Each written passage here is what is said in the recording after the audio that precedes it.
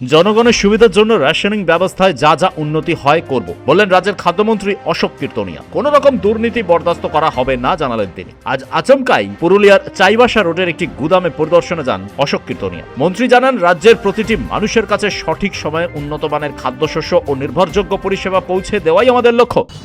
Surprise visit দেওয়ার উদ্দেশ্য পশ্চিমবঙ্গের আমজনতার খাদ্যকে সুরক্ষিত করা। যেহেতু এখান থেকে আমরা ডিস্ট্রিবিউশন করে মানে দুটো গোডাউন আছে, দুটো স্পটে একটা স্পট ভিজিট করা হবে।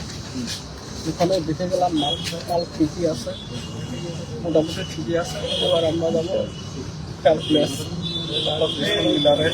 সেখান থেকে যেভাবে দুর্নীতি হয়েছে বা এখনো যেভাবে রিপোর্ট আসতে চাই, যার জন্য সারপ্রাইজ ভিজিটগুলো করা হচ্ছে, যাতে যারা এই ব্যবসার সঙ্গে জড়িয়ে আছে তারা সঠিকভাবে কাজ করেন। কারণ বিগত দিনেও করেছি, আজকেও করছি, আগামী দিনেও করবো। কখন কোথায় যাব এটা বলা বড় দুষ্কর। আপনারা সঠিকভাবে কাজ করুন। বিজেপি গভর্নমেন্ট আপনাদের সঙ্গে আছে, মুখ্যমন্ত্রী শুভেন্দু অধিকারী আপনাদের সঙ্গে আছে।